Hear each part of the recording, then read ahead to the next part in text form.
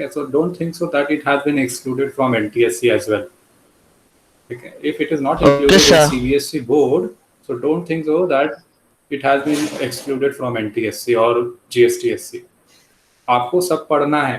You are preparing yourself here for competition.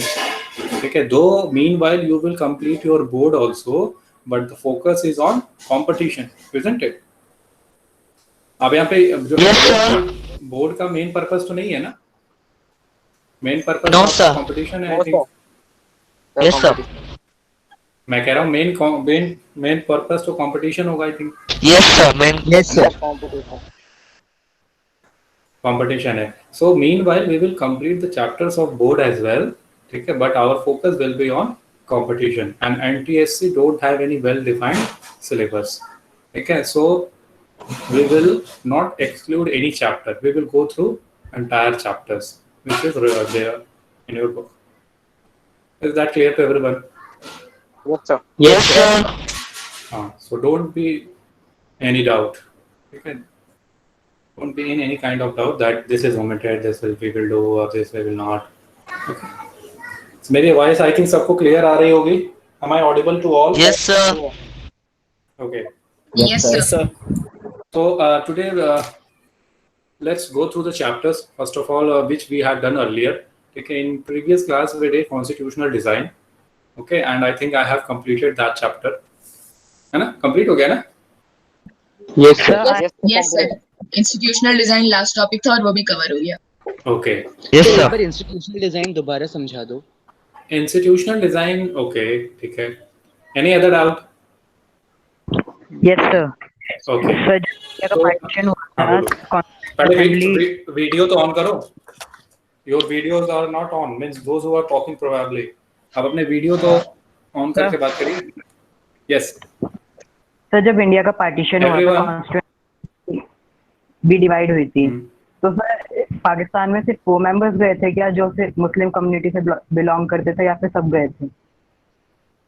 उनका constituent assembly का उनकी कॉन्स्टिट्यूएंट असेंबली अलग थी, हमारे कॉन्स्टिट्यूएंट असेंबली के मेंबर्स अलग थे.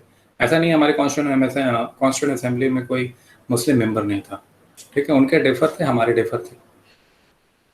ठीक है. ओके. Any other doubt? सभी लोग अपने जो है कि माइक वीडियो ऑन करिए. First of all let me see आप लोग पढ़ रहे हैं. You are there on the screen. एक बच्चे ने किया है, क्या नाम है? Manoj. Yes, Manoj. Mayank Saxena did it. Okay. Arnav, Milan, good. Manas, Deepak, Jay, Arjun Singh. Okay. Okay, Vishnu, very good. तो आप सभी का जो है कि अब पिक क्लियर हो रहा है. तो हम लोग कॉन्स्टिट्यूशनल डिजाइन कर रहे थे. तो कॉन्स्टिट्यूशनल डिजाइन में मैंने कहा था कि आप लोग पढ़ के आइएगा. ठीक है. So before I will start a new topic today, I will like to know that how much you have studied. ठीक है. तो सर इंस्टीट्यूशनल डिजाइन बता दो एक बार. Yes, institutional design. Meanwhile we will cover that institutional design as well. ठीक है, don't worry. तो who will answer today first? Nihir Kumar Jha. Nihir Kumar Jha. Nihir, am I audible to you? Okay. मिलन, आप पढ़ के आए हो? मिलन सिंह. मिलन सिंह, आवाज आ रही है आपको? Yes sir. पढ़ के आए हैं आप? मिलन, आप पढ़ के आए हैं आज? Yes yes yes yes sir. So Milan, tell me what do you understand by the term sovereign? Sovereign से क्या समझते हो? आप सभी लोग अपने वीडियो ऑन कर लीजिए. ठीक है. We all know that we all are at home, so don't worry in opening up video. ठीक है, सभी लोग घर पे ही हैं and we are studying at home. सभी लोग अपने वीडियो ऑन करिए. Sir I don't know. You don't know Milan? No. क्यों, पढ़ाई नहीं की आपने? क्या पढ़ के आए हैं? कुछ तो पढ़ा होगा.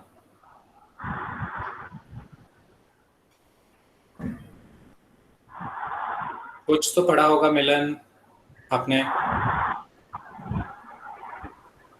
चलो मिलन, नेक्स्ट टाइम पढ़ के आना, ठीक है? Yes, sir. पक्का? May I tell? Yes, sir. Okay, ठीक है। Next one will be Anil Kumar. ये आई थिंक नाम इनका कुछ और है, नाम रिफ्लेक्ट हो रहा है। अनिल, बताइए नाम क्या है बेटा आपका? Sir, my name is Manasvi. मनस्वी। आप पढ़ के आए हैं बेटा? Yes, sir. अच्छा, चलिए आप बताइए सोवरेन टर्म का क्या मतलब समझते हैं आप? Sovereign. Sovereign means people have supreme right to take their decision. They can take internal as well as external decision both, and very good, that's all. That's all. But okay, what do you understand by the term secular? Secular means citizens can follow any religion. Government do not prefer any religion, or there is no official religion. Okay, good. चलिए, अच्छा try किया, अच्छा किया हमने, और next time और अच्छा करेंगे, ठीक है? Okay, sir. Manas, Yes, sir. Good what do you evening, sir. good evening. What do you understand by the term socialist? Sir, socialist, sir, means that the wealth is generated by the whole society and it is divided equally among the society with no socio-economic inequalities. With no social and economic inequalities. Okay, so ठीक है। इसके बाद आपका next आता है, what do you understand by the term liberty? So liberty means that we must have freedom. We must have freedom of our thoughts, of expression of faith and worship. Yes, sir. Okay, so this part is written in preamble. Liberty of thought, expression, faith, worship, and all. This is not Okay, written. this is written in preamble. What you have spoken out just. Okay, I am asking particularly about liberty, which has the written in on side or on a right hand side of the book. You will Sir, find that liberty. separately. Yes. You will find that the terms have been defined in your book. I want to hear that terms. Yes, sir. So liberty means their freedom, and sir, all the people of India have some basic freedom that they can do anything. And sir, Wait. They can do anything. No, sir. Matlab, sir, they must have some basic freedom, like sir, freedom to liberty of thought, expression. चलिए, good attempt Manas, but इसमें थोड़ा सा और अभी add होगा, so I will let you know, ठीक है? तो हु विल आंसर? भूमिका उपाध्याय, am I audible? भूमिका।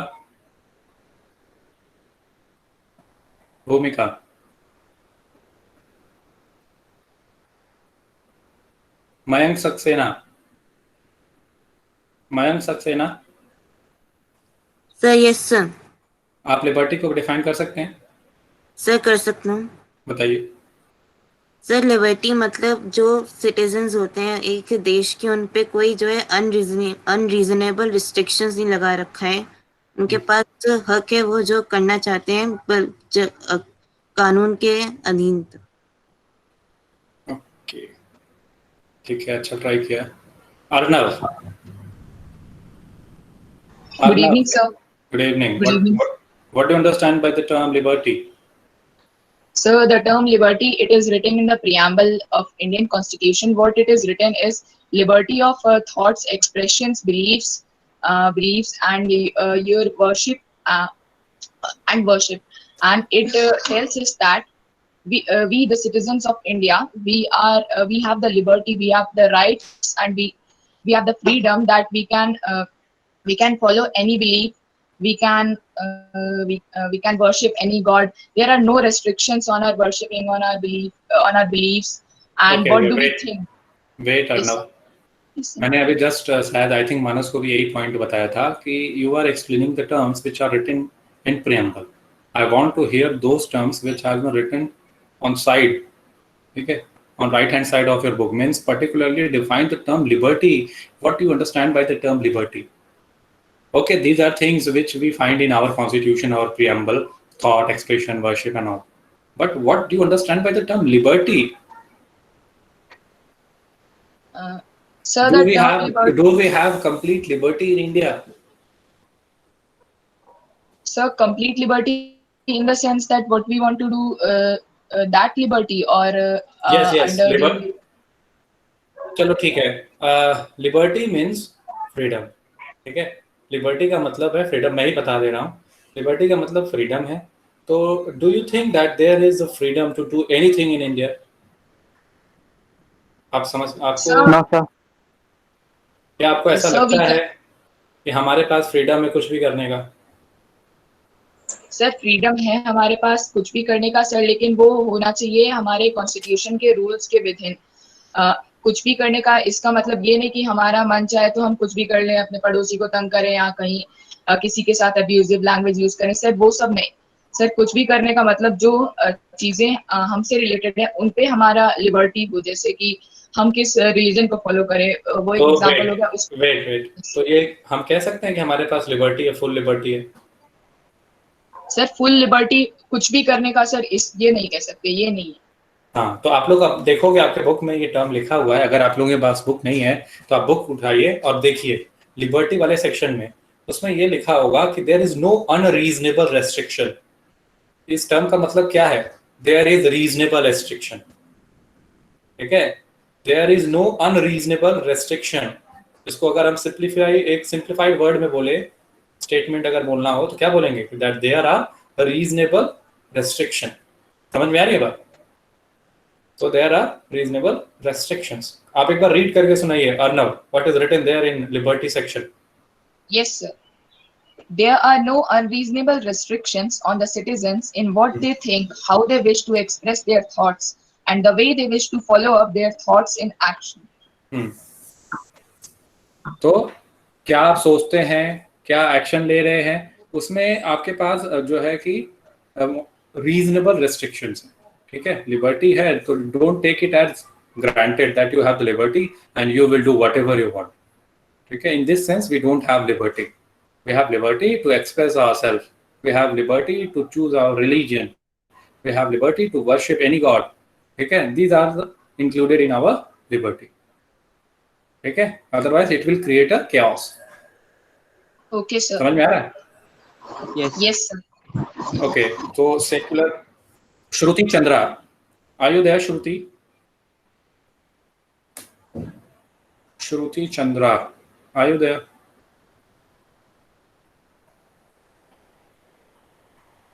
श्रुति. Manoj Jain, am I audible to you, Manoj? Okay. Manoj Kumar. Yes, sir. Manoj, आप बताइए, what do you understand by the term republic?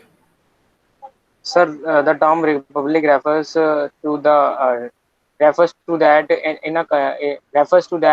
a country in which the rulers are elected by the people. तो democracy में क्या कहोगे फिर? Sir democracy में ये कह सकते हैं कि उसमें उन्हें बेसिक राइट्स मिल सकते हैं हमें. अच्छा, कुछ गड़बड़ हो रहा है इसमें. रिगार्डिंग एक डाउट है सर मेरा. सर जो रिपब्लिक बुक में लिखा है वो है the head of the state is elected. लेकिन सर हमारे हेड ऑफ द स्टेट तो सर जो वो प्राइम मिनिस्टर नहीं होते, वो जो प्रेसिडेंट है वो होते हैं. और सर प्रेसिडेंट हम लोग इलेक्ट नहीं करते सर. इनडायरेक्ट इलेक्शन होता है. यस सर, इनडायरेक्ट होता है. तो सर हम कैसे कह सकते हैं वो डायरेक्टली इलेक्टेड है, मतलब elected? Head of the state is elected, ये टर्म लिखा होगा ना? Yes sir. Head of the state क्या लिखा है? इलेक्टेड. तो डायरेक्ट और indirect, I don't think so there is any kind of mention of direct और indirect. Yes sir. Yes sir. Head of the state is elected by the. ठीक है. तो वो अगर आप सर हमारे इंडिया का. Yes, Krishna, your voice is not audible. Explain it once again. क्या कहना चाहते हो?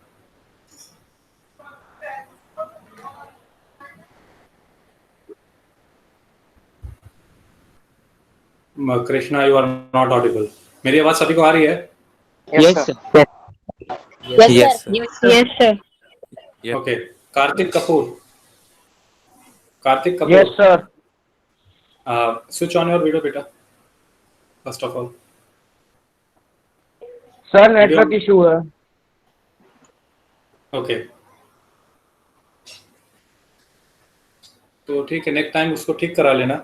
तो आप कार्तिक, आप बताओ, what do you understand by the term okay sir. preamble? What do you understand by the term preamble?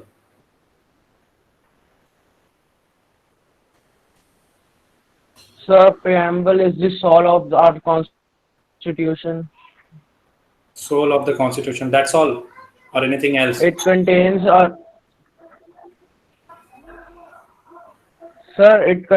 a short description of our constitution. Okay, चलो,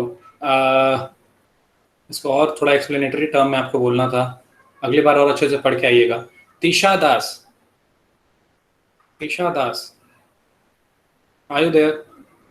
Tisha, Tisha, Vanshika Tiwari, am I audible to you, Vanshika? Yes, sir. If you want, you can switch on your video, Vanshika. Sir, the option is not shown. Okay, Vanshika. तो आप बताइए, what do you understand by constitutional amendment?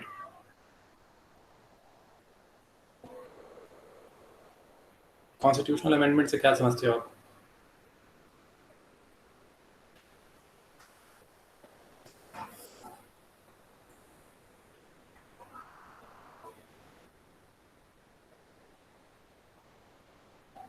युक्ति? Yes sir. आप answer कर सकते हैं युक्ति?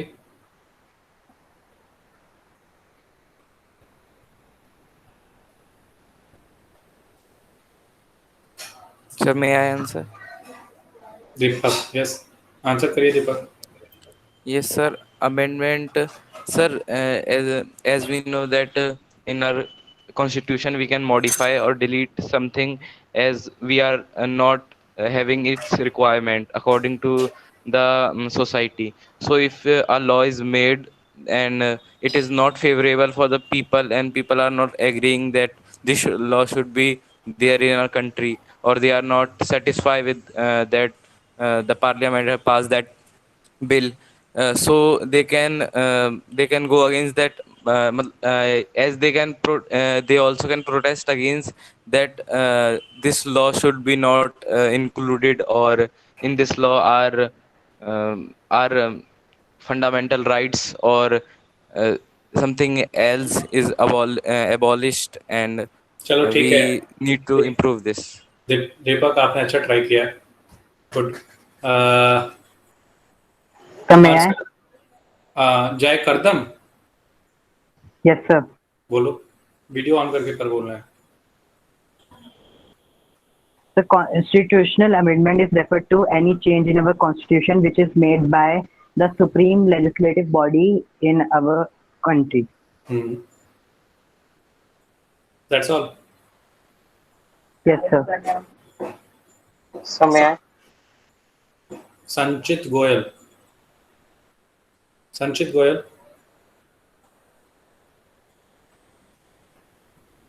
Sanchit Goyal, am I audible to you, Sanchit? Hello. Yes, Sanchit. Will you be able to answer this?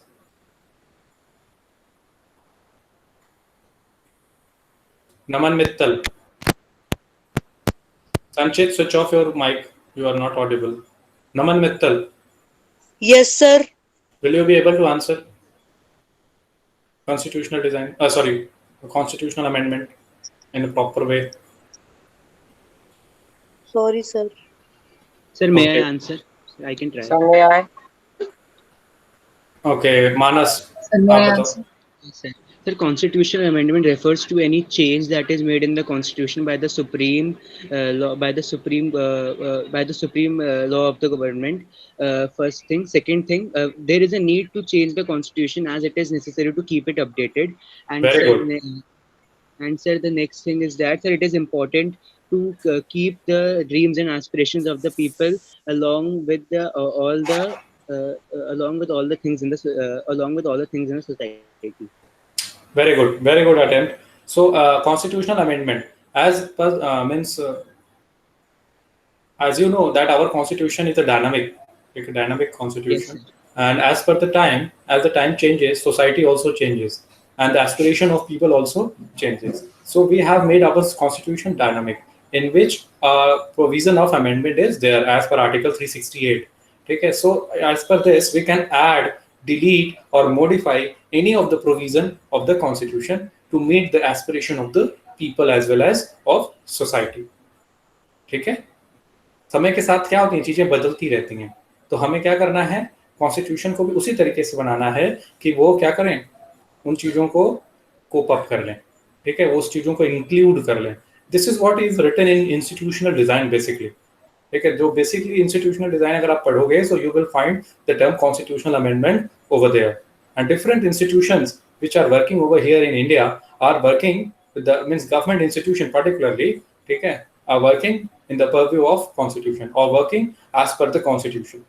Okay, if constitution changes as per the time, okay, institutions also changes, means the working of the institution also changes as per the time, because it is totally based on our constitution. So if there is a change in constitution, obviously there will be a change in the working of the institution. Is this clear to everyone? Yes, sir. Yes, sir. So I have got. Yes, sir आपने last class में एक homework दे दिया था, we have to name the members of the drafting the name of the drafting committee. Yes, sir. तो आप लोगों ने कह दिया, बना लिया है? Yes sir. Yes, sir. बना लिया. Yes, sir. चलो मनोज कुमार आप बताइए. Yes, sir. Sir total 7 members या फिर 6 ही बताऊं? टोटल तो 7 है ना, including B R Ambedkar. Sir first B R Ambedkar, second Alladi, sir second Alladi Krishnaswami, sir Alladi Krishnaswami Ayyar, और sir third one is N Gopalaswami, sir fourth one P L Mittar, sir fifth D M Munshi, sir seventh K M Khaitan, and sir last sorry sixth and the last is that Mohammad Saadulla. Very good. चलो तो ऐसे अब हालांकि पूछा नहीं जाएगा, but you should no that how many, पूछा भी जाएगा तो पूछा जाएगा कितने मेंबर्स थे, दैट्स ऑल. ठीक है, इतना टेक्निकली इतना ज्यादा नहीं पूछेंगे, क्योंकि this is not written anywhere in your book. तो ओके सर. ठीक है, तो अब इसके बाद we will start today's chapter. ठीक है, our today's chapter will be from history. Yes, someone has doubt. Yes, tell me. Actually मेरा ये डाउट था सर, आपने जो महात्मा गांधी वाला समझाया था सर, वो मैगजीन वाला, सर मेरे को ना वो क्लियर नहीं था, आप एक बार समझा देंगे प्लीज. मैगजीन वाला पोर्शन ये है कि हमारे जो कॉन्स्टिट्यूशन असेंबली के मेंबर नहीं थे महात्मा गांधी, ठीक है, तो वो उसमें मेंबर ना होने के बावजूद भी उनके जो थॉट्स थे कि हमारे कॉन्स्टिट्यूशन कैसा बने, उनका थॉट था अपना, वो थॉट भी इंक्लूडेड है हमारे कॉन्स्टिट्यूशन में. उनके मैगजीन को पढ़ के यंग इंडिया, ठीक है, लोग क्या होते हैं, उससे इंस्पायर होते हैं. इवन तो कॉन्स्टिट्यूएंट असेंबली के मेंबर्स हैं, वो भी क्या करते हैं, उससे इंस्पायर्ड होके, ठीक है, और अपने कॉन्स्टिट्यूशन जब बनाते हैं तो उसमें उसको इंक्लूड करते हैं. So we can say that indirectly the ideology of Mahatma Gandhi is also there in our constitution, and you can find one of the ideology which he promoted a lot was panchayati. ठीक है, तो वो मानते हैं पंचायती should be there and all, Gram Swaraj. Okay sir. Swaraj and all. ठीक है, तो अब we will let me see how many of you send your homework. I have received homework from. Sir आपने कहा था पर्सनालिटीज के बारे में भी पूछोगे. पर्सनालिटी आप सभी ने किया है? Yes, sir. Yes, sir. किया है. Okay. चलो, very good. तो I have received homework from Arnav, नमन मित्तल, मनोज, मयंक सक्सेना, संचित, मानस, मनोज कुमार, और रेणु कुंदेर, जय करदन, स्नेहा शर्मा, युक्ति, Devanand, Manoj Singh, Manoj Jain, I think this one is, and sir, then can we send the homework on WhatsApp? no, not found ही आ रहा है, address not found. सर मैंने सही आईडी करी थी. जय, ओके, जय, अक्षिता, तन्मय, शिव नारायण, मुकुंद, राजीव. That's mine. आ गया आपके पास, ठीक है सर. क्या नाम है? Tanmay. Tanmay, then Nandika, Tanishka, Aditya, Shahil, Vaibhav. ठीक है. Yukti again, Yukti, Aman, okay, Lavish, Mukund, Vatsal, Sambhavi, Komal, ठीक है. Prantika, चलो. So these are the students. Can I have a clap for them? Can I hear a clap for them from all? बस 2-3 बच्चे ही बजा रहे हैं. So very good. चलो. Sir So very good. आप सभी लोग तैयारी कर रहे हैं अच्छे से और होमवर्क सीरियसली कर रहे हैं और सेंड भी कर रहे हैं. Very good. आप लोग ऐसे ही करते रहिए. ऐसे करते रहेंगे आपकी प्रिपरेशन अच्छी होती चली जाएगी. सर कोई कुछ कह रहा है. सर जो सर आपके पास सर अक्षिता के नाम से होमवर्क आया सर वो एक्चुअली मेरा है sir. My name is Vanshika. Okay Vanshika. Very good Vanshika. And से आया वो मोक्षिका का है. किससे? शिव नारायण से. Okay very good Mokshika. तो चलो we will start today's chapter Forest Society and Colonialism.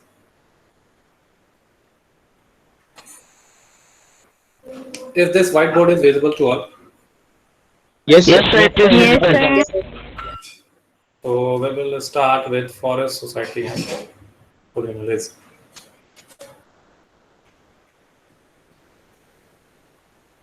So basically, before starting this chapter, I would like to know that what sort of benefit do we get from forest?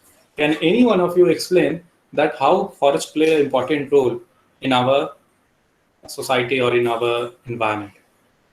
Can anyone? Sir Arnab, sir may I? Manas. Okay, one by one. Deepak. One by one, I would like to hear from Manoj Kumar. Manoj. Yes sir. You answer this question. Sir forest हमें raw materials देता है अलग अलग type के. इससे हमें raw materials would भी मिलते हैं और सर इसके बाग से हम अपने पेपर्स वगैरह भी बनाते हैं. अच्छा बस. Sir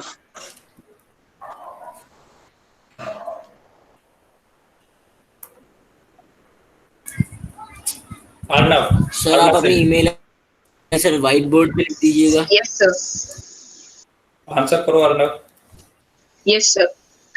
Sir, forests are very important to all the humankind. Sir, they are the lungs of our earth. Sir, the most important work they do is that they are forest in which it is. We know that it is trees where trees are more present. It is called forests. And the most important thing which we get from trees, without which we cannot even live, is oxygen gas. And that's why they are called the lungs of the world. And this oxygen gas, with its help only we are able to survive. And since forests are a home to several raw materials also, for example, from the forests raw material we can make a numerous number of things. Various types of medicines, our paper, the rubber, and the various types of what we call sir जो हम kitchen में use करते हैं मसाले, sir वो भी हमें forest spices. Yes sir, we get several number of spices also. And one more thing which is very important, it is the timber which we get from the forest, that is the wood, and from it only various things are made. Very good Arnab. Sir मैं answer. ठीक है, मोर और less Arnab ने answer कर दिया है. ठीक है, तो सर मैं कुछ पॉइंट बताऊं. चलो ठीक है, बता दो. क्या नाम है? दीपक बताओ. So from forest we can get natural resources like gold and many other metals that we can find from their ores. And many forest से हमें gold मिलता है. Are you sure? No sir. दीपक हो सकता है उसने कुछ. Sir it is a sir मेरा माइक बंद था इसलिए मैं बोलता गया. मैं ये कह रहा हूँ सर, जैसे उड़ीसा और सर ऐसे रीजन है यहाँ पे जो फॉरेस्ट है सर, यहाँ पे बहुत सारे मिनरल और मतलब यहाँ पे बहुत सारे मिनरल साइट्स हैं. यहाँ पे सर जो माइंस बनाई जाती हैं और सर इन माइंस में ये तो अंडरग्राउंड होगा ना. लेकिन सर ये तो फॉरेस्ट अंडरग्राउंड आ जाएगा. हाँ बोलो आप क्या कहना चाहते हो, कैसे लिंक कर रहे हो आप? सर कोई म्यूट कर रहा है मेरे को. हाँ सर, मैं ये कह रहा हूँ कि जैसे सर हमने 8th क्लास में हमने ट्राइबल्स का चैप्टर पढ़ा था, उसमें सर ये था कि जो फॉरेस्ट एरिया होता है उसके अंदर सर, मतलब जो ज़्यादातर फॉरेस्ट एरिया है इंडिया में, उस एरिया में सर ज़्यादा जो मिनरल साइट्स हैं वो हैं, इसलिए हम रिलेट कर सकते हैं कि जो इज नॉट ऑडिबल। चलो ठीक है दीपक, आप सुनिए। और सर ट्राइबल्स के लिए तो होम है फॉरेस्ट, बहुत सारे ट्राइबल्स जो है उनकी अलग अलग जो कल्चर्स हैं वो भी उनके पास प्रिजर्व है, क्योंकि वो ओके गुड, ठीक है। अब सभी लोग म्यूट कर लो अपने आप को। तो forest play a very vital role in our society, ठीक है, vital role for the protection of our environment. और बेसिकली आप जानते हो फॉरेस्ट, आप प्रोड्यूसर जानते हो, प्रोड्यूसर कंज्यूमर ये सब पढ़ा है, प्राइमरी सेकेंडरी पढ़ा होगा। Yes sir. तो ये प्राइमरी कैटेगरी में आएगा, है ना। तो प्राइमरी में आएगा, और जो है कि एनर्जी का ट्रांसफॉर्मेशन होता है, ट्रांसफर होती है एनर्जी यहीं से तो सेकेंडरी एंड देन टर्शियरी। पढ़ा है ये सब sir? Primary activity sir last year. तो फॉरेस्ट से हमें जो है कि नंबर ऑफ थिंग्स जो है कि प्रोवाइड होती हैं फॉरेस्ट के थ्रू, ठीक है। हमारा जो फ्लोरा एंड फौना है वो प्रोटेक्टेड रहता है, फॉरेस्ट के थ्रू ही हमारे क्लाइमेट अफेक्ट होते हैं, ठीक है। फॉरेस्ट के थ्रू हमारा वेदर क्लाइमेट अफेक्ट होता है, लाइफ स्टाइल अफेक्ट होता है। और फॉरेस्ट अगर डिक्रीज हो रहा है, ठीक है, तो हमें सोचने की ज़रूरत है, हमें संभलने की ज़रूरत है। पहले क्या था, लोगों ने इस बात को रियलाइज़ नहीं किया। अब आप देखो तो फॉरेस्ट जो है बहुत सारी चीज़ों में यूज़फुल है। अब जैसे आप अपने घर में अभी देखोगे तो आपके घर में कई सारे फर्नीचर्स वगैरह मिल जाएंगे, वो वुड से बने हुए हैं, ठीक है। प्लस उसके बाद आप देखोगे मेडिसिन्स में कई सारे हर्ब्स हैं, वो भी आपको फॉरेस्ट से मिल रहे हैं। फिर उसके बाद और क्या है जो आपको फॉरेस्ट से मिल रहा है, फ्रूट्स हैं, वेजिटेबल्स हैं, वो आपको मिल जा रहे हैं, ठीक है।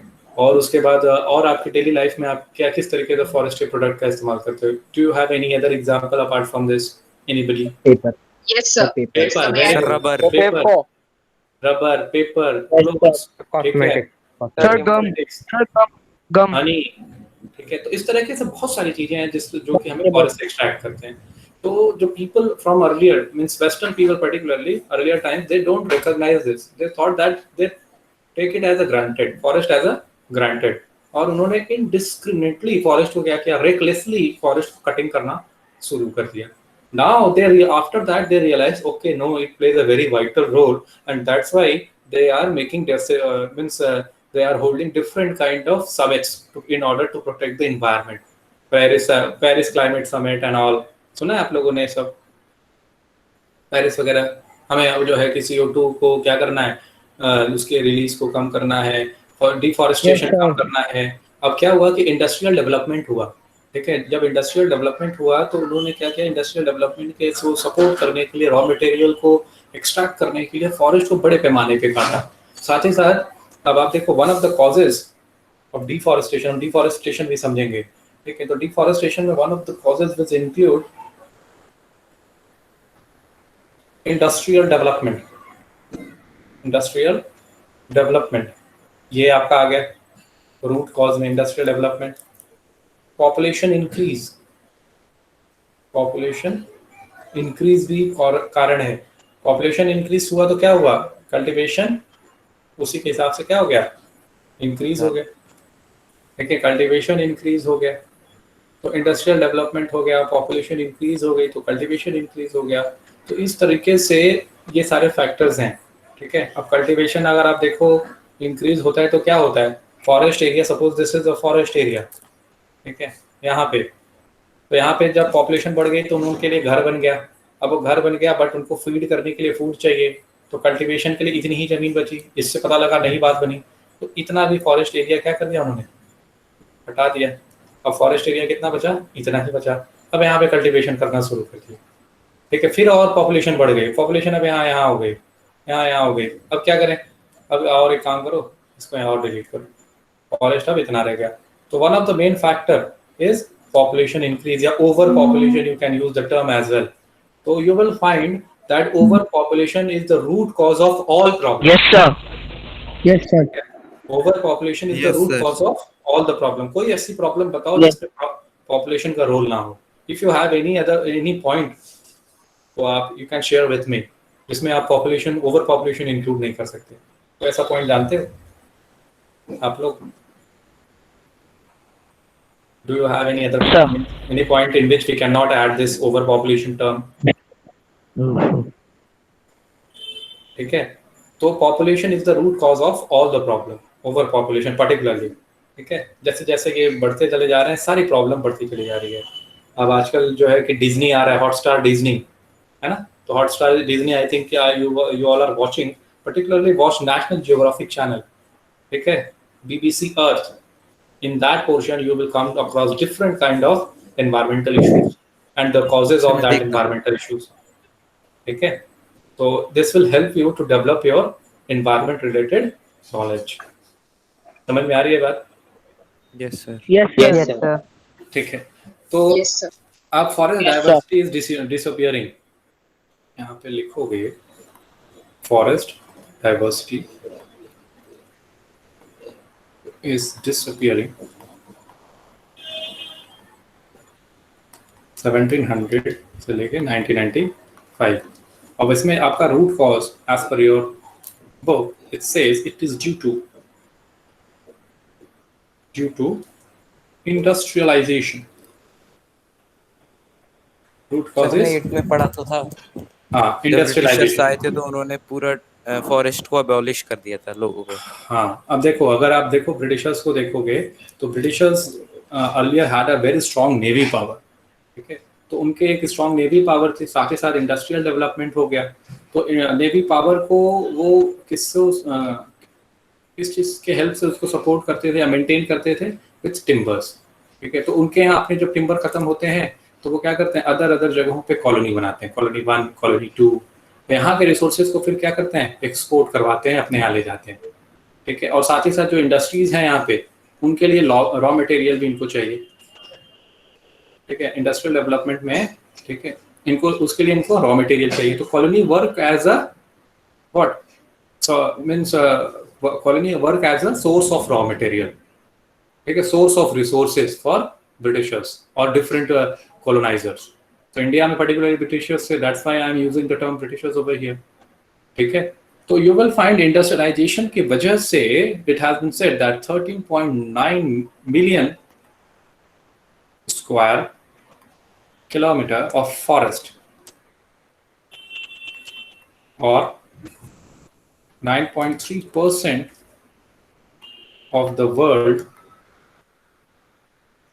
world's total area was cleared। क्या हो गया? क्लियर हो गया। सोचो, ड्यू टू इंडस्ट्रियलाइजेशन। चलो, अब ये परसेंटेज से मुझे एक बात याद आई कि in India as per the national forest policy of 1952, ठीक है, the forest cover in India should be, कितना परसेंट फॉरेस्ट कवर इंडिया में होना चाहिए? 33%। Who said this? 33? Sir Manas, very good Manas. It should be 33%. As per the National Forest Policy of 1952, the total cover of forest area in India should be 33% to have a good climatic condition. But nowadays, we have only nearly 25% forest cover. ठीक है, 25% forest cover है, जो कि क्या cause of concern है? Yes, someone is saying something. Arnav is saying. Yes sir. Sir, ये आपने 1952 के बारे में जो बताया, आप एक और बार प्लीज बता देंगे? As per the National Forest Policy 1952, ठीक है, forest cover in India should B 33%। अब देखो सर, अनऑथराइज भी तो करता है फॉरेस्ट, मतलब जो गवर्नमेंट के अलावा भी। बिल्कुल बिल्कुल, करप्शन था। ठीक है, तो अब इसके कारण अगर आपसे पूछा जाए तो you can write industrial uses, cultivation, I told you earlier also this point। pastures भी हैं, pastures की वजह से भी प्रॉब्लम है, बट बहुत ज़्यादा नहीं है, but still counted. Fuel load की वजह से। यस सर, जो आपने बताया 25% ऑफ फॉरेस्ट कवर था होना चाहिए, मतलब है इंडिया में सर। हाँ। ये तो सर 1952 के बाद से सर अब और कम हुआ होगा sir, due to sir industries वगैरह, मतलब सब फैक्ट्रीज वगैरह बनवाई है सर फॉरेस्ट के एरिया को क्लियर अप करके। ये बताया गया है यहाँ पे कि 33% फॉरेस्ट कवर होना चाहिए। It is recommended that we should have 33% forest cover. ठीक है, but we don't have this 33% forest cover. We are lagging behind this 33%. We are trying to find we are trying to come up with this 33%. We are trying a lot of policies have been initiated. ठीक है, afforestation, planting more trees, environmental day अभी तो recently बीत गया. I think environmental day याद होगा आपको, 5 जून है. Yes sir. Yes, sir. Yes, sir. We are doing a lot of afforestation also, planting more and more trees and plants. ठीक है, but still we are lagging behind. Though we have increased the percentage of forest cover, but it is not satisfactory. We have to be there on 33% to have a favorable climatic condition and lot of factors. Sir आपने pasture के नीचे क्या लिखा है? Sir आपने pasture के नीचे क्या लिखा है? Fuel woods. ठीक है, पैस्चर के नीचे fuel woods है. अब देखो why deforestation, a term will be there in your book. Why deforestation?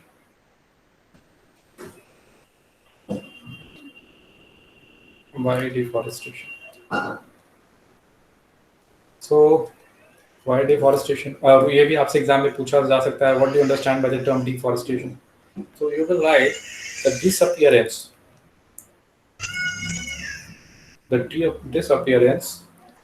of forest is referred to as deforestation. ठीक है, the disappearance of forest is referred to as deforestation. पहले तो ये term.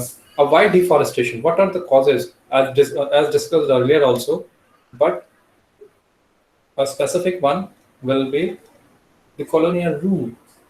ठीक है, colonial people were very greedy person. ठीक है, so इन्होंने more systematic way में क्या किया था? Deforestation किया. More systematic and extensive way में क्या किया था? डिफॉरेस्टेशन किया था. ओके, तो अब causes of deforestation in India देख लेते हैं. हम लोगों को बहुत ज़्यादा ब्रॉड में पढ़ना नहीं है, डिफॉरेस्टेशन के कॉजेज पढ़ना है इंडिया में. Causes of deforestation in India. So causes of deforestation in India, you will find कि अगर 1600 as per the data which is written in there in your book, 1/6 of India's land mass, India का जो land mass है,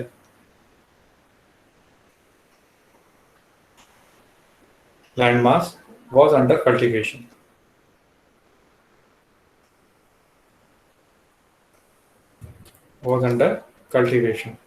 अब वो कितना हो गया? Now it is half.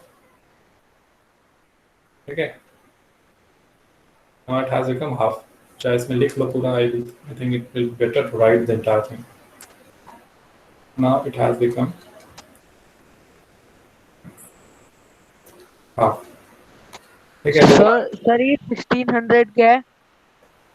1600 AD. ठीक है, 1/6 of India land mass was under cultivation. अब it has become half. अब इसको अगर परसेंटेज में आपसे पूछा जाए तो कैसे निकालोगे? 1/6 और हाफ कैसे निकालोगे आप? सर 16.66 हो जाएगा और हाफ 50%. सर हाफ 50% हो जाएगा और 1/6 हो जाएगा 100/6 यानी 16.6667. ठीक है, 1/6 और हाफ ऐसे.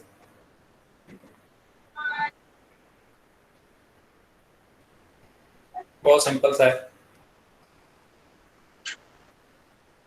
सर. सिस्टमैटिक वे में और ऐसे हो जाएगा कुछ. क्या पहले 12 गज अगर जमीन थी तो 2 गज में कल्टीवेशन होता था. अब 12 है तो 6 में हो रहा है. ये तो समझाने के लिए मैंने बता दिया. बाकी आप लोग मैथ्स के स्टूडेंट हो, I think you understand it.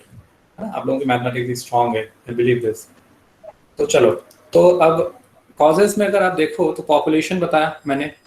ठीक है, इंडिया में particularly you will find the cause was population also.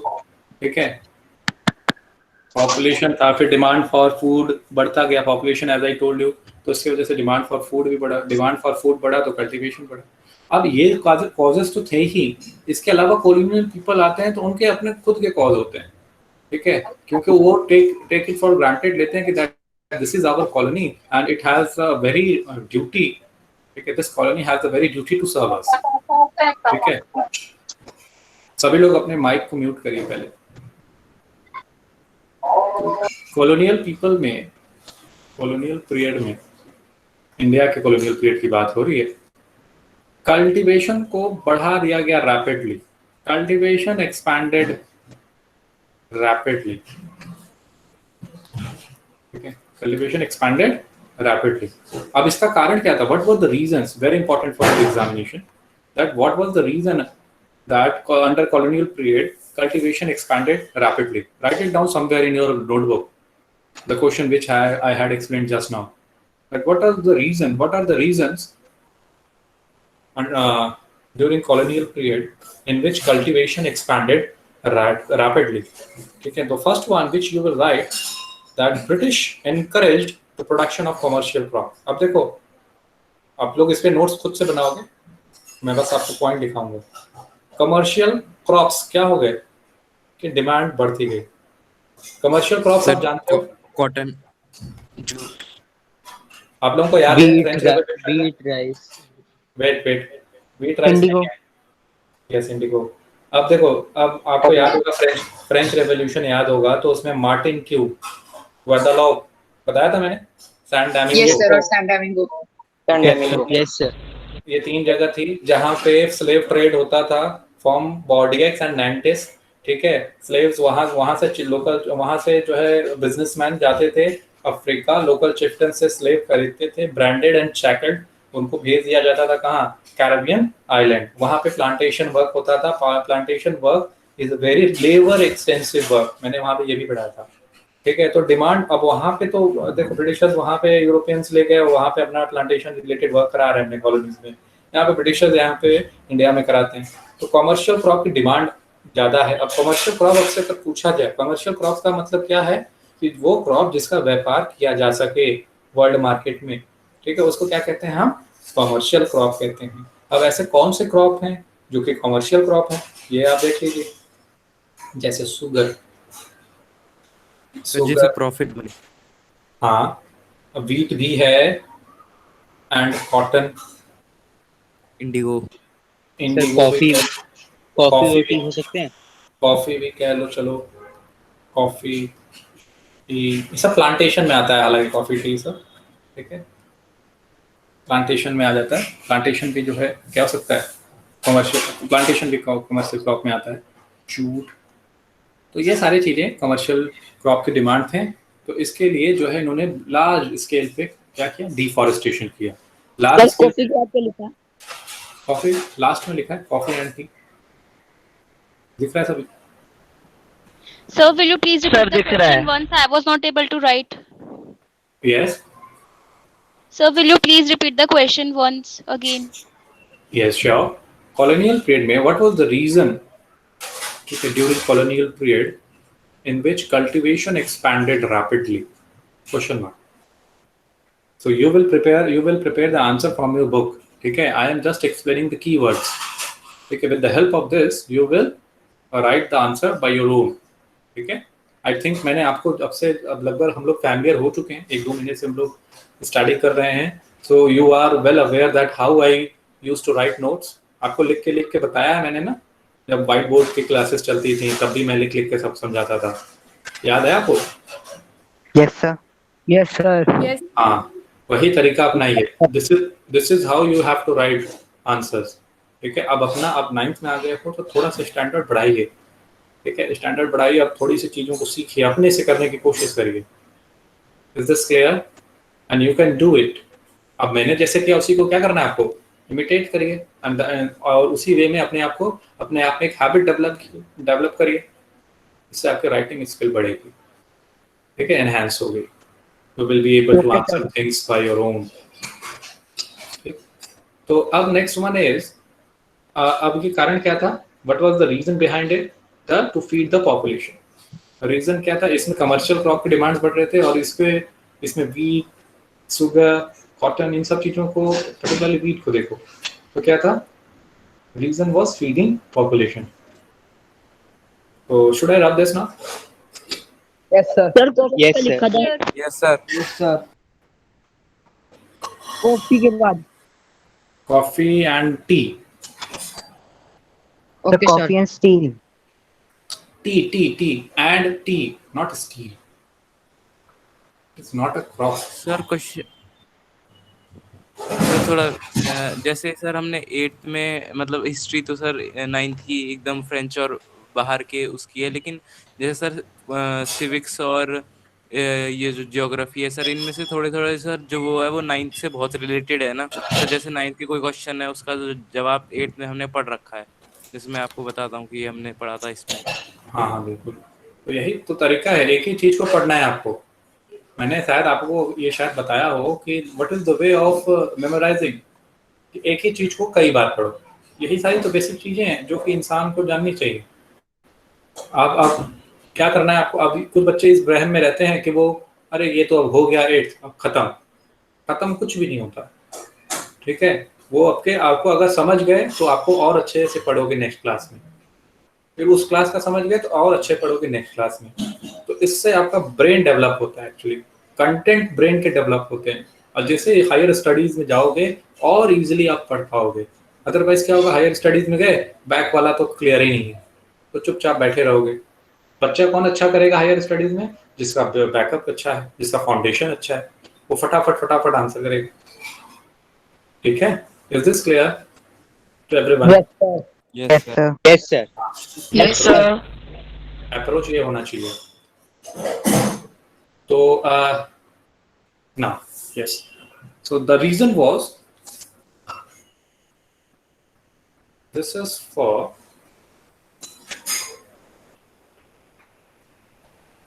this was for feeding population। Sir ये सेकंड पॉइंट है ना? हाँ उसे नीचे लिख लो, and industrial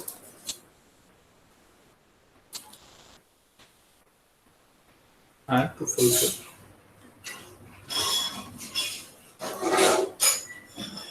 industrial raw material requirement। Okay, now the second point, अब उसी में the reason में second point आ जाते हैं। तो 19th century में देखोगे, in 19th century, ठीक है, ब्रिटिशर्स को लगता था, British thought, Britishers लिख लो, thought that forest were unproductive। देखो कितने illiterate हैं ये, ठीक है, they were unproductive। They consider, this is E, this is Y, they consider it wilderness, जंगली, बेकार, फालतू, हटाओ, काट के हटा दो। तो उन्होंने सोचा दिस शुड बी ब्रॉट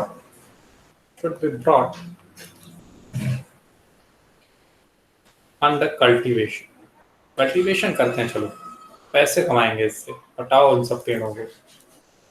ठीक है, so that sir yes right it down first. Yes so sir. That land could yield agricultural products and revenue। तो बताओ आज अगर हम लोग environmental issues फेस कर रहे हैं तो इसके पीछे रूट कॉज किसका है? Who are the culprits? Britishers. Sir, the Europeans. European, or particularly you can say the Western countries। ठीक है, in Yes, short। सर शुरुआत में तो ये लोग इंडियंस को एकदम इलिटरेट समझते थे, लेकिन खुद ये बहुत बड़े इलिटरेट थे। हाँ, बाद में ये रियलाइज कर जाते हैं कि yes we are actually ignoring something and now they are trying to protect the environment. Because अब बताओ why we are protecting this forest, हमें क्यों फ्लोरा एंड फौना पढ़ना है? Why there is a need? अगर नहीं पढ़े तो क्या होगा? What is the basic sir education मिलेगी कि जो हमारा जो नेचर है वो मतलब जो फॉरेस्ट एरिया वो कम होता जा रहा है। अगर ये होगा ही नहीं तो हमारा लाइवलीहुड पॉसिबल ही नहीं है। हाँ, इसके पीछे हमारा क्या इंटरेस्ट है? अरे पढ़ो, समझो, प्रोटेक्ट करो, नहीं तो ह्यूमन बीइंग नहीं रहेंगे, सब मर जाएंगे, खत्म हो जाएगा सब। सर ठीक है, एक्चुअली पहले हम ये लिटरेट थे, लेकिन अब इसका उल्टा हो रहा है, अब हम इलिटरेट हो रहे हैं और ये लिटरेट हो रहे हैं। ये वो चीज अपना रहे हैं जो पहले हम करते थे, और अब हम वो अपना रहे हैं जो ये करते थे। चलो, तो मेन कारण यही है कि हमें अब ये रियलाइज हुआ है कि अगर ये नहीं रहे तो हम नहीं रहेंगे। अब हम नहीं रहेंगे तो फिर कुछ नहीं रहेगा, तो हमें क्या करना, पहले इनको रखना है। अगर नहीं होता ऐसा ना, तो नहीं पढ़ते और भी रेगुलरली इसको काटते जैसे पहले काटते थे। समझ में आ रही है बात आप लोगों को मैं क्या कह रहा हूँ? Yes sir. Yes yes sir. चलो आगे देखते हैं। जैसे हाँ सर, ये फॉरेस्ट की, सर ये पर्टिकुलर इंडिया की बात कर रहे हैं, लेकिन सर ब्रिटिशर्स तो और भी कंट्रीज में थे, तो उन्होंने तो वहां भी किया होगा यही काम बिल्कुल कि यहाँ भी बिल्कुल पैसा कमाते हैं, फॉरेस्ट बिल्कुल काटते हैं। जब मैंने पेरिस क्लाइमेट चेंज बताया तो वर्ल्ड ग्लोबल वार्मिंग की तरफ मैंने इशारा किया है ना, ozone layer depletion, global warming, इन सब की तरफ इशारा किया है। ठीक है, तो वो इंडिया से ही नहीं, अदर कंट्रीज की भी बात कर रहा हूँ। ठीक है, तो cultivated area during 1880s and 1920 cultivated area arose in India by 6.7 million hectare. एक डेटा है, you should know this data. अच्छा, सभी लोग डीपीपी कर रहे हैं ना? You all are solving DPP ना रेगुलरली? Yes sir. मैं बता देता हूँ, इतने सारे ऑब्जेक्टिव क्वेश्चन आपको कहीं नहीं मिलेंगे। ठीक है, और आप खोज लो।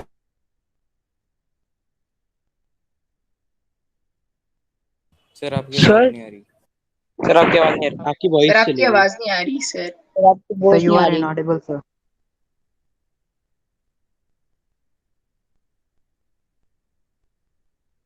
इन शॉर्ट और यूज पीपीटीज एंड ऑल। ठीक है, ऐसा है ना? नहीं आई आपने जो भी बोला अभी तक। सर आप दो बोलोगे, दोबारा बोलोगे, आपकी आवाज नहीं आई थी। मैं कह रहा हूँ सोशल में जितना एक्सपैंडेड टर्म में आपको यहाँ पे समझाया जा रहा है, you will not find it anywhere else. Yes sir. ठीक है, आप एक बार देख लो, in whichever brand you know, go and find it out over there. You will not find that they are explaining all the things in social science. They will do in short. They will show you PPTs. ठीक है, तो इसमें इतना ज़्यादा discuss नहीं किया जाता, बस बता दिया था ये है, ये याद कर लो। चाहे वो कोचिंग हो चाहे स्कूल भी देख लो, तो वो कंसिडर किया जा सकता है। तो मैं आपको पूरी तरीके से कोशिश कर रहा हूँ कि जितना भी कंटेंट है आपका सिलेबस, आपके सिलेबस में सब कुछ आपको बता दूंगा। ठीक है, is this clear? Yes sir. हाँ, आप लोग ट्राई कर लेना। ठीक है, जितने भी आप ऑब्जेक्टिव टाइप ऑफ क्वेश्चंस हैं सारे मेरे बनाए हुए हैं। ठीक है, जो भी आप डीपीपी के सारे मेरे सब बनाए हुए हैं। ठीक है, और लगभग आप 9th-10th में मिलाकर 1400-1500 आपको क्वेश्चन मिल जाएंगे ऑब्जेक्टिव से। सोचो कितना बड़ा ये नंबर है ना, सिर्फ social. Yes sir. Yes sir. Yes sir. सारा डेटा आप अच्छे से प्रिजर्व करके रखो। ठीक है, अब नेक्स्ट आते हैं। तो आप देखो कि डिमांड फॉर स्लीपर्स, अब स्लीपर्स के बारे में देखते हैं, थोड़ा सा समझ लेते हैं स्लीपर्स होते क्या है। अब ये देख लो। हाँ बोलो सर। आप कल्टीवेटेड एरियाज के बाद क्या लिखा है sir? Arose by 6.7 million hectares. आप देखोगे पहले ट्रैक्स जो थे वो कुछ ऐसे थे। ट्रैक्स कैसे थे? ऐसे लकड़ियां होती थी नीचे, अब सीमेंटेड हो गया है। कुछ प्लेटफॉर्म्स भी आपको ऐसे अभी मिल जाएंगे जहां पे लकड़ियां नीचे लगी होती हैं। ठीक है, तो ये स्लीपर्स क्या करते थे, ये स्लीपर्स बहुत मजबूत होते थे, तो रेलवेज को बहुत हेल्प करते थे रन करने में। तो स्लीपर्स का जो है रिक्वायरमेंट इंडिया में बढ़ जाता है। अब ब्रिटिशर्स जब यहाँ पे कॉलोनी बना लेते हैं इंडिया को, तो उनके अब कॉलोनी बनाने के लिए उनको क्या चाहिए, कॉलोनी बना लिया है तो उनको मेन क्या चाहिए, रिसोर्सेज। तो रिसोर्सेज उनको कहाँ से मिलेगी, फ्रॉम डिफरेंट लोकेशन के लिए अगर उनको रिसोर्सेज मिल रही है तो वो क्या करेंगे, they need a transportation, well developed transportation. ठीक है, तभी तो उसको पोर्ट तक ले आएंगे। अब जब पोर्ट पे ले आएंगे तभी वहां से फिर क्या करेंगे, फर्दर शिप के थ्रू उसको जो है शिप के थ्रू क्या करेंगे, भेजेंगे। तो अब विद इन इंडिया इनको क्या चाहिए, ब्रिटिशर्स को क्या चाहिए, ट्रांसपोर्टेशन चाहिए। यहाँ पे रिसोर्स है, यहाँ पे रिसोर्स, यहाँ पे रिसोर्स। तो ट्रांसपोर्टेशन अगर डेवलप होगा तभी हो पाएगा। तो रेलवेज ले आते हैं 1953 में। ठीक है, आपको याद होगा कौन था उस समय? ये sir 1853 sir what sorry 1853 sir, thank you, it's 1853। Yes, उस समय कौन था गवर्नर जनरल? Lord Dalhousie. ठीक है, सर। Yes sir. कौन थे? सर लॉर्ड स्लीपर सेक्टर दोबारा बता दीजिए, समझ नहीं आया। स्लीपर्स, ओके लिखो। सर डालहौसी ना? हाँ डलहौसी। हाँ सर, टाटा की वजह से सर सक्सेसफुल हुआ था, क्योंकि वर्ल्ड वॉर शुरू हो गया था और उनके लिए फिर वो नहीं था रिस्क। 1853 में वर्ल्ड वॉर कौन सा हुआ था जरा बताना। नहीं सर, वो बात नहीं कर रहा मैं सर, कह रहा हूँ जब इंडियन रेलवेज बनाई थी ब्रिटिशर्स ने, जब हुआ था ना वर्ल्ड वॉर 1999 के आसपास।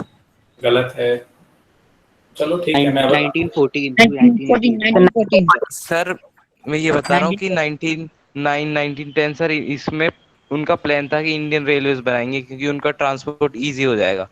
लेकिन सर जब 1914 में सर जब उन्होंने शुरुआत की, नहीं सर पहले ही कर दी थी, लेकिन जब 1940 में वो स्टार्ट हो गया तो उससे वो कर नहीं पाए, तो उन्होंने यहाँ पे टाटा स्टील की वो मदद ली। चलो ठीक है, कंटेंट अभी और हम लोग समझेंगे इसके बारे में, बट मेन अगर आपसे पूछा जाए कि when this started, railway started in India, then it's 1853।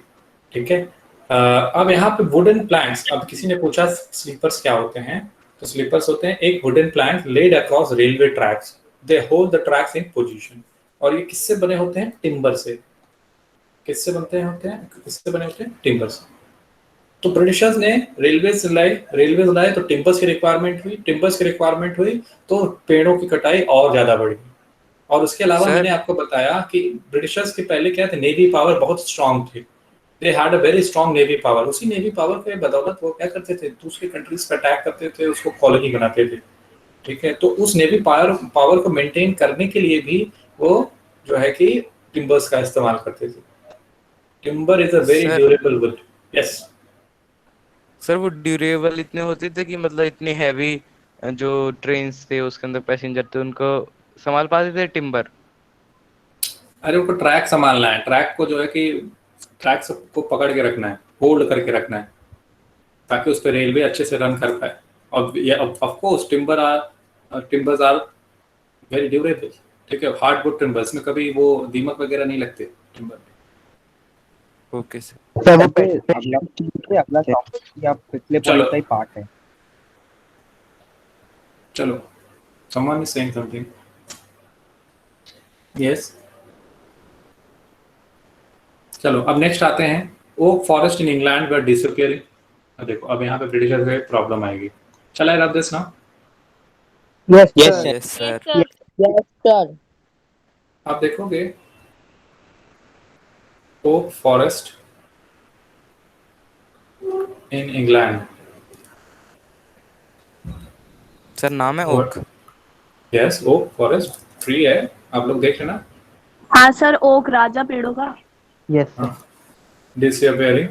ठीक है, तो अब प्रॉब्लम इंग्लैंड में जब ये ओक फॉरेस्ट डिक्रीज होती है तो इनके ऊपर प्रॉब्लम आ जाती है कि अब भाई ये प्रॉब्लम आ गई, अब क्या करेंगे। टिम्बर की रिक्वायरमेंट के लिए वो क्या करते हैं, टिम्बर की सप्लाई चाहिए उनको रॉयल नेवी के लिए, फॉर द रॉयल नेवी। अच्छा, कौन से डिजीज को रॉयल डिजीज भी कहा जाता है? बायो में पढ़ा है डिजीज वगैरह? अब इसमें चलो नेक्स्ट क्लास में खोज के लाना, हाउ टू मेंटेन। वहाँ की रानी को हो गया था इसीलिए इसका नाम रॉयल डिजीज भी है। कौन सा डिजीज रॉयल डिजीज है ये फाइंड करना, अभी कोई नहीं करेगा। नाम नहीं पता है लेकिन कैरेक्टरिस्टिक पता है उसमें, मतलब उनको उनके ब्लड में प्लेटलेट्स बहुत कम थे, इसलिए वो जैसी ब्लड लॉस अगर हुआ तो उनकी डेथ हो जाएगी सर, ऐसा ये डिजीज। ठीक है, अब इसको फाइंड करके बताना नेक्स्ट क्लास में। अब यहाँ पे हम लोग अपने कंटेंट पे आते हैं। क्या क्वेश्चन था? Which disease is called royal disease? ठीक है, तो प्रॉब्लम तो timber supply for the royal navy. ठीक है, इनको चाहिए, तो अब कैसे मेंटेन करें?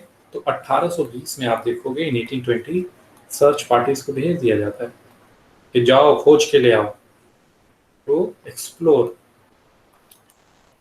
Forest resources in India.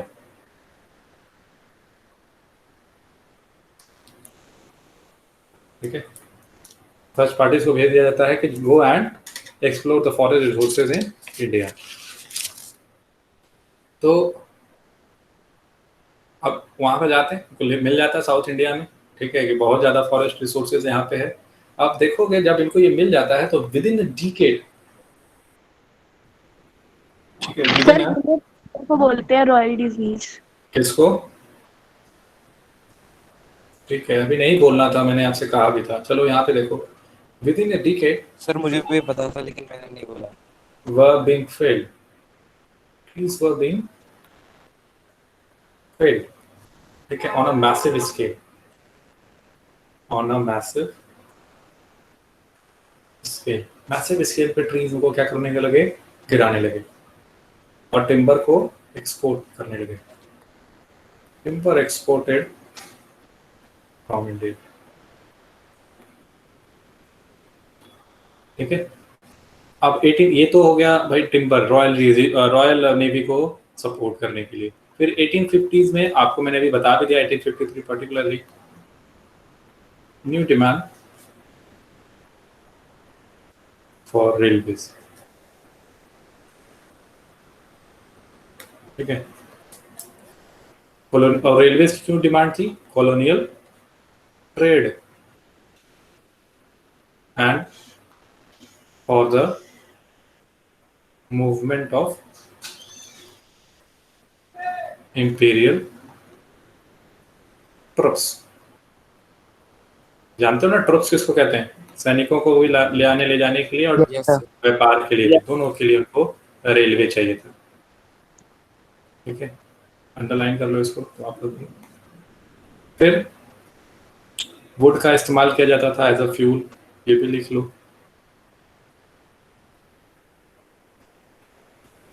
Wood was used as fuel for locomotives के लिए sleepers were required to hold the sir tracks। के पहले क्या लिखा है सर? ट्रूप्स के पहले इंपेरियल। हाँ, इंपीरियल। पर हमने रॉयल डिजीज की बात क्यों करी? अभी तो हम टिम्बर की बात कर रहे थे ना। अरे मैंने रॉयल नेवी बता दिया, तो रॉयल से मुझे याद आया रॉयल डिजीज, तो मैंने पूछ लिया आपसे। अब इसी लगे हाथ जो है आपका एक क्वेश्चन भी तैयार हो गया, रॉयल डिजीज किसको कहते हैं? सर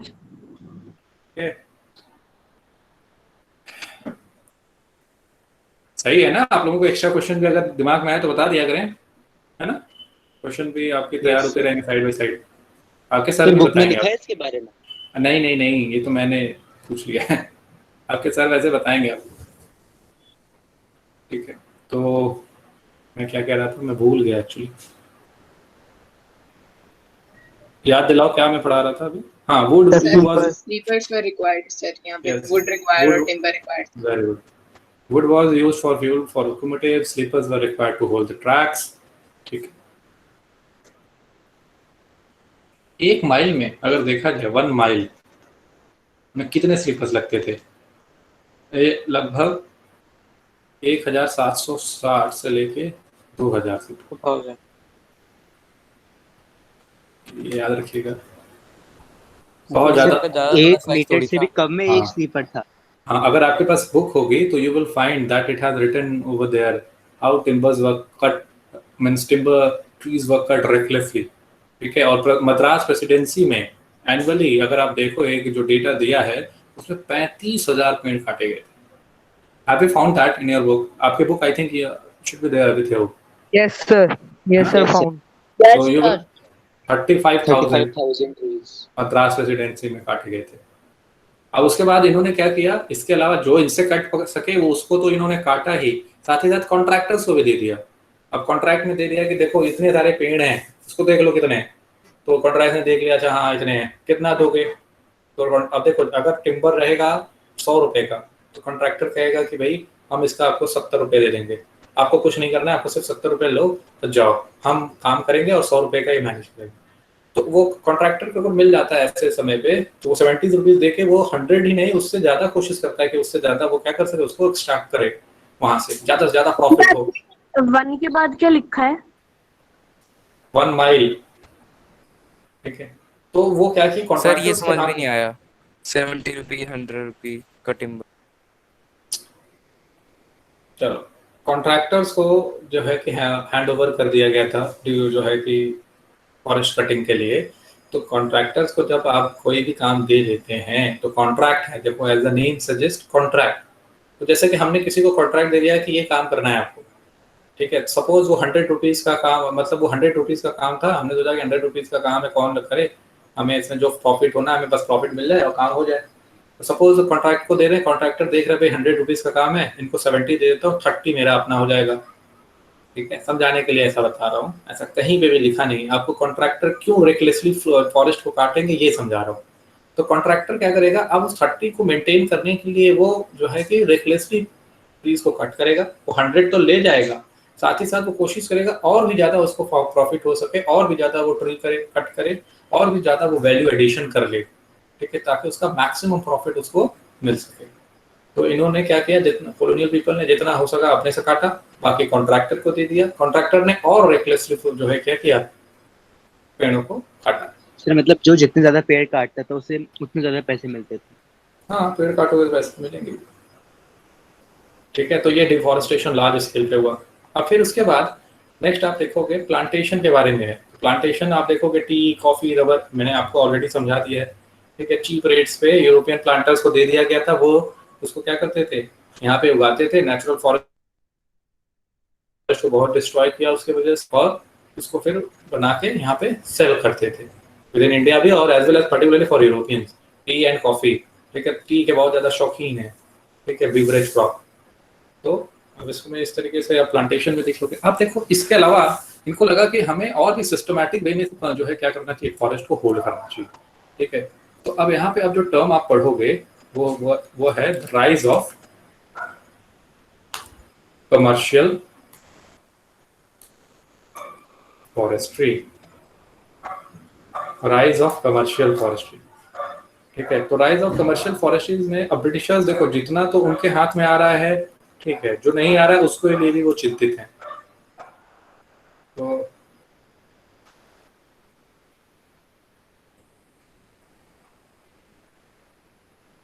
ब्रिटिश वर वर्रिड,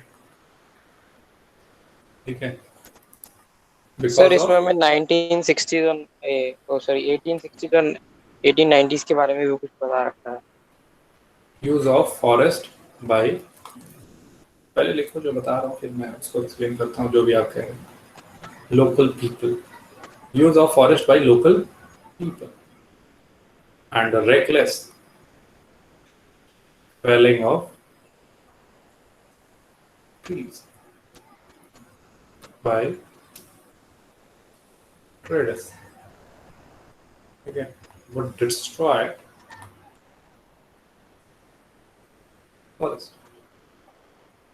forest को क्या कर देगा, डिस्ट्रॉय कर देगा। ये वरीड है अपने जो है कि खुद ये जो है कि जब उसको डिस्ट्रॉय कर रहे हैं तो वरीड नहीं है, बट जब लोकल पीपल कर रहे हैं, ठीक है, और ट्रेडर्स कर रहे हैं तो ये वरीड हैं। हम जितना कर पा रहे हैं वो तो अच्छा है, बट ये जो कर रहे हैं वो तो खराब है। अब क्या करें, तो प्रॉफिट नहीं मिलेगा ना उन्हें। हाँ, तो उन्होंने invited, then they invited German expert. याद रखना है, multiple times it have been asked in NTSC. German expert को बुलाया, डाइट्रिक ब्रांडेस, ठीक है। अब आपका काम ये रहेगा कि किस ईयर में ये आए थे, आप इसको फाइंड करके बताओगे, ठीक है। डाइट्रिक ब्रांडेस, और ये क्वेश्चन भी आया हुआ है कि ये कौन थे, जर्मन एक्सपर्ट थे। फिर उसके बाद ये फर्स्ट इंस्पेक्टर जनरल थे ऑफ इंडिया, ठीक है, of forest in India. Very very very important NTSC as well as CBSE. अब इन्होंने क्या किया, अब ये जब आ गए तो ये अपना रोप जो है यहाँ पे बनाते हैं। इन्होंने सोचा, thought people have to be trained, people have to be trained, इनको ट्रेन करना होगा। in which science of conservation, science of conservation में इनको क्या करना है, ट्रेंड करना है। और उसके अलावा apart from that what else, he wanted legal sanction, जो भी कानून बने उसको लीगल तरीके से बने, अगर उसको कोई तोड़े तो उसके ऊपर उसको पनिश किया जाए। Legal sanctions, rules and regulations, rules and regulations, ठीक है। और particularly for what? Timber production, preserving timber production. Timber production को क्या करना है? प्रिजर्व करना है। और उसके बाद नेक्स्ट आप लिखोगे इसी में, ठीक है, ये इसको बना लो। नेक्स्ट अगर आप इसमें लिखोगे anybody not following this will be punished. नहीं फॉलो करोगे तो पनिशमेंट मिलेगा, ठीक है।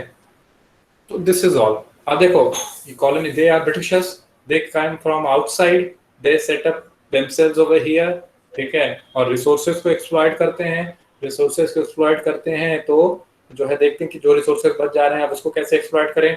तो वहां पे एक डायरेक्टर ब्रांडेज को बुलाते हैं कि एक सिस्टमैटिक वे में हमें एक्सप्लॉइट करना है इनको, ठीक है। ऐसा नहीं कि एक जो है मारपीट के एक्सप्लॉइट करना है, सिस्टमैटिक वे में।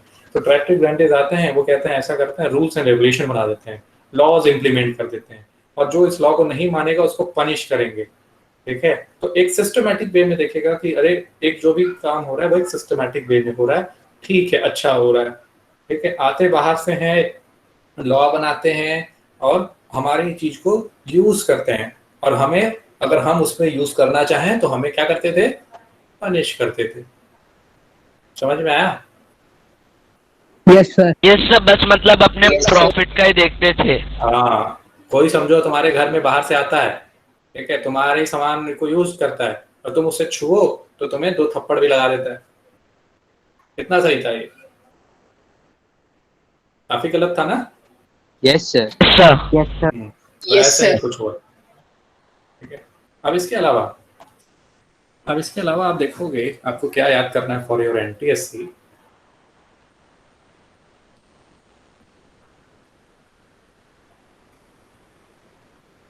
Brandeis set up Indian Forest Service. Indian Forest Service, ठीक है, 1864, very important. Indian forest service start किया उन्होंने 1864 में, और फॉर्मुलेटेड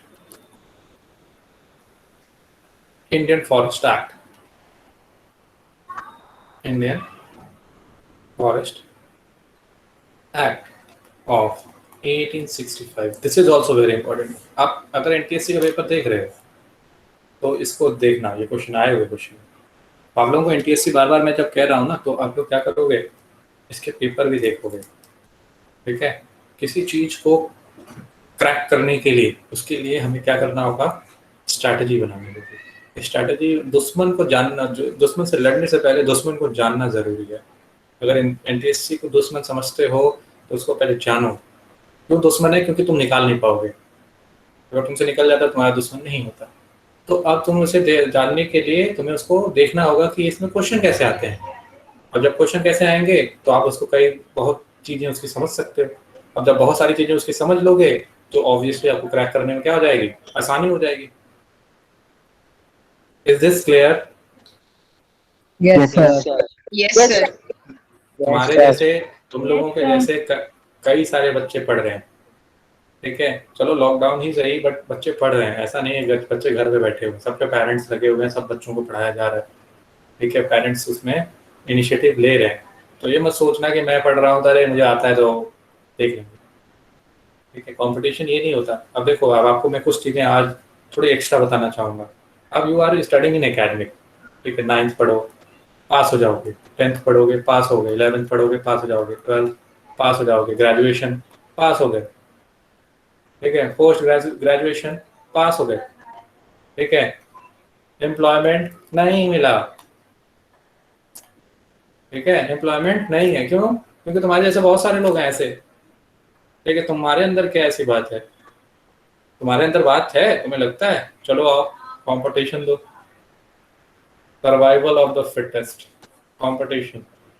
जिसके पास ज्यादा ज्ञान होगा वही इसको निकालेगा, और जो कंपटीशन ज्यादा निकालता है, ठीक है, जैसे आपने 9th में जीएसटीएससी निकाल दिया, 10th में एनटीएससी निकाल दिया, 11th में केवीपीवाई निकाल दिया, ऐसे एनटीएससी निकालते और डिफरेंट कंपटीशन बीट जब कर रहे हो तो ऑलरेडी अपने लिए एक रास्ता आपने क्रिएट कर दिया। किस चीज का? एम्प्लॉयमेंट का। जब किसी एम्प्लॉयर के पास जाते हो तो एम्प्लॉयर देखता क्या है कि इस बंदे में, एम्प्लॉयर जिसको नौकरी देनी है, ठीक है, या गवर्नमेंट या फिर प्राइवेट, तो देखते हैं कि इसमें क्या गुण है। ऐसा देखेंगे ये 9th में उसने जीएसटीएस निकाल दिया, ओके, 10th में एनटीएस निकाल दिया, 11th में केवीपीवाई, तो बहुत अच्छा बच्चा है, ये हमारे यहाँ तो बहुत अच्छा काम करेगा, मुझे और ज्यादा प्रॉफिट दिलाएगा। समझ में आ रहा है? अगर उसको 50% प्रॉफिट हो रहा है तो सोचेगा मेरा प्रॉफिट तो बढ़ जाएगा 20% और। Yes sir. ठीक है, वो तब तुम्हें हायर करेगा। तुम दिखाओगे कि हम 9th पास हैं, 10th पास हैं, 11th पास हैं, ग्रेजुएशन, पोस्ट ग्रेजुएशन, तो ऐसे तो बहुत सारे बच्चे हैं सब पास हैं। परसेंटेज भी मायने नहीं रखता, ये भी मैं आपको बता दूं। परसेंटेज एक गेटवे है कि आपको कौन सा सब्जेक्ट मिलेगा, आपका बस एक दिखाता है बराबर ठीक ठाक हो पढ़ने में, ओके चलो आओ कंपटीशन दो। परसेंटेज होने के बावजूद भी कंपटीशन देना पड़ता है। समझ में आई बात? Yes sir. और इंडिया में पॉपुलेशन ऑलरेडी बहुत ज्यादा है, इंडिया में पॉपुलेशन ऑलरेडी बहुत ज्यादा है, सब पढ़ रहे हैं, ठीक है। तो जो भी करो इसको बेस्ट वे में करो ताकि आप औरों से अलग हो जाओ। अभी से स्टार्ट कर रहे हो, 9th में ही हो, अभी से स्टार्ट कर रहे हो, करते चलो उसे। और उसको ये हेडेक लेके नहीं करना है, अरे अब तो निकालना पड़ेगा, नहीं निकालूंगा तो क्या होगा, ऐसा नहीं सोचना है। जितना पढ़ाया जाए बस उसको करते जाओ, उसी को करते जाओ जितना पढ़ाया जाए। सिलेबस ज्यादा नहीं है, जितना कराया जाए बस उसी को करते जाओ, थोड़ा थोड़ा थोड़ा थोड़ा, एट द एंड देखोगे अरे मुझे तो सब आ रहा है। Is this clear what I'm trying to say? I'm trying to say clear to everyone. Yes sir. Yes sir. Yes sir. Clear. Yes sir. ऐसे कंपटीशन की तैयारी होती है। Yes sir. और ultimately you are studying for here for to get an opportunity of employment in future. ठीक है, future में employment पाना ही मेन मकसद है आपका। This is why you are studying. आपको रिसोर्सेज ग्रैब करने हैं। रिसोर्सेज किसको मिलता है? रिसोर्सेज उसको मिलता है जिसके पास नॉलेज है, ठीक है, ये रिसोर्सेज है, ठीक है। अब इसको लेने के लिए कितने लोग हैं? मान लेते हैं 130 करोड़, ठीक है, यही रिसोर्सेज है। अब इसी में से बेस्ट जो होगा वो यहाँ जाएगा, इस रिसोर्सेज को अपनाएगा और अपनी लाइवलीहुड कंटिन्यू करेगा। Is this clear? Yes sir. Yes sir. Education और हेल्थ दोनों पे आप लोगों को ध्यान देना है। Then only you will be able to do all these things which I have told you right now. ठीक है? So we will stop here. ठीक है? We will continue in next class with this, and I expect that you all will send your homework, okay, to my mail. ठीक है? Sir. Someone is saying something. Sir एक बार sir ब्रांडीज वाला sir एक बार point और बता दो sir, ये वाला डार्ट्रिक ब्रांडिस, ये ऊपर। Yes sir. उन्होंने इंडियन फॉरेस्ट सर्विस जो है कि बनाया, ठीक है, और उसके बेसिस पे इंडियन फॉरेस्ट एक्ट बनाया 1865, ठीक है। नेक्स्ट क्लास में हम इसको और ज्यादा हम लोग समझेंगे। Okay sir. सर हाँ। सर हमने जो सर जो भी चैप्टर कंप्लीट हुआ है कॉन्स्टिट्यूशनल डिजाइन, सर उसके नोट्स बना के भेज दें। हाँ बिल्कुल बिल्कुल, सभी लोग भेज दो, ये भी कराया वही भी भेज दो। Okay sir. सर जो हमने प्लांटेशन की पहले पढ़ा सर, उसमें 1860s और 1890s के बारे में भी है सर, वो आपने भी नहीं कराया सर, उसके बारे में हम बना के भेजे या फिर वो आया ऐसे इम्पोर्टेंट नहीं है ज्यादा? आप नहीं इम्पोर्टेंट है, आप उसको बना लो। अभी हम लोग रीडिंग करेंगे तो भी और फिर रह जाएगा जो लोग कंप्लीट करा देंगे, ठीक है।